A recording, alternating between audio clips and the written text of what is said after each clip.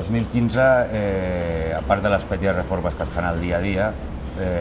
l'obra més gran que s'ha fet, la reforma, ha sigut els vestidors, els 5 vestidors que tenim els treballadors del mercat.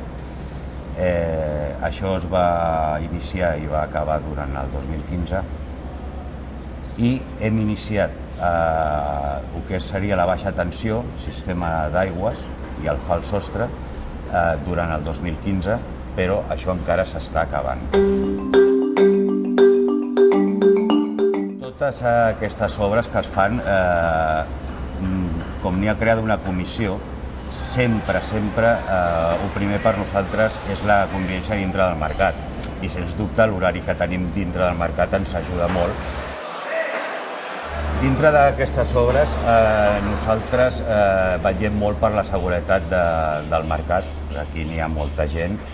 i a part de les obres que es tinguin que fer de manteniment, de reformes, nosaltres principalment enfoquem temes de seguretat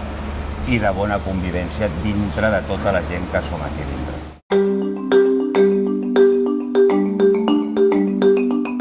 Tenim previst començar ja el reforç dels ponts d'aquí dintre del mercat,